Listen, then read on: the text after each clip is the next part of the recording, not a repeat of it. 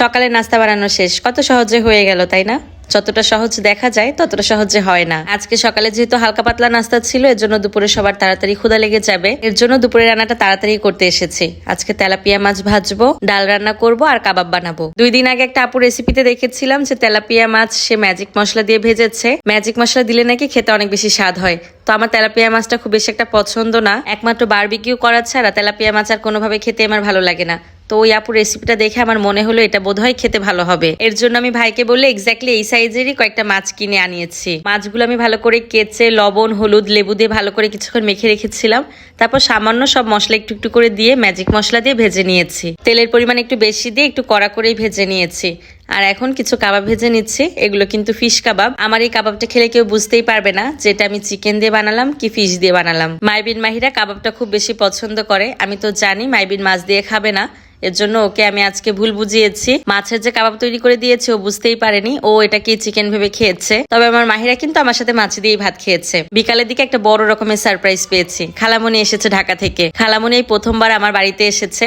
ঢাকার বাসায় যদিও অনেকবারই এসেছে, কিন্তু বাড়িতে এই প্রথমবারই আসলো। আসলে আমি তো অনেকদিন ঢাকা যাই না, তো সবার সাথে অনেকদিনই দেখা হয় না, এর জন্য সবার জন্যই না মন খারাপ লাগে। খালামণিকে আমি অনেকদিন ধরে বলছিলাম যে এসে একটু ঘুরে যাওয়ার জন্য, কিন্তু খালামণির ছুটিই হচ্ছিল না। আসলে ভাইরা তো সবাই ছোট ছোট, ওদের সবার স্কুল আছে। পূজার ছুটিতে তো সবাই অনেকদিনই বন্ধ পেয়েছে। তো আমি আন্টিকে পাগল করে দিচ্ছিলাম যে এই ছুটিতে অন্তত ঘুরতে আসার জন্য। আন্টি বলছিল আসবে, কিন্তু কবে আসবে সেটা আর বলেনি। তো আজকে এসে একদম সারপ্রাইজ দিয়ে দিয়েছে। আর সত্যি আমার খালামণিকে দেখে একদম মনটাই খুশি হয়ে গেছে। ওই দিন বিকালবেলার আকাশটা এত সুন্দর ছিল, আন্টিদের আস্তে আস্তে প্রায় সন্ধ্যা হয়ে যায়, মানে আসার কিছুক্ষণ পরে আজান দিয়ে দিয়েছিল। রাত হয়ে যাওয়ার কারণে আর বাইরে আশেপাশে কোথাও ঘুরে দেখাতে পারিনি। আন্টি আসার আগে আমাদের অনেক প্ল্যান ছিল যে আন্টি আসলে আমরা অনেক জায়গায় ঘুরতে যাব। আন্টিও এখন চলে এসেছে। আমরা এখন আমাদের প্ল্যানগুলো ঠিকঠাক করে নিব যে কোন দিন কোথায় ঘুরতে যাওয়া যায়। আন্টি বাসায় ঢুকে আগে মানহাজকে খুঁজছিল যে মানহাজ কোথায়। আমি তো মানহাজের 1 মাস বয়সের সময় বাড়িতে চলে আসি, আর তখনই লাস্ট সবাই মানহাজকে দেখেছে। এরপর সবাইকে শুধু ভিডিও কলেই দেখা হয়। তো খালামণির অনেক ইচ্ছা ছিল যে মানহাজকে কাছে এসে দেখবে, আবার ফোনে দেখেই নাকি সবার আদর করতে ইচ্ছা করতো। তো খালামণি এসেই আগে মানহাজকে ঘুম থেকে টেনে তুলে, গেদাটা গভীর ঘুমে ছিল, হঠাৎ কে কোলে নিলেও বুঝতেও পারেনি। তো আন্টিরা ফ্রেশ হয়ে রেস্ট নিতে নিতে আমি রান্না বসিয়ে দেই সবার জন্য। তখন ঝটপট কি রান্না করবো বুঝতে পারছিলাম না। তারপর ভাবলাম বিরিয়ানি রান্না করলেই সহজে হয়ে যাবে, তো সেটারই রান্নার প্রিপারেশন নিচ্ছিলাম।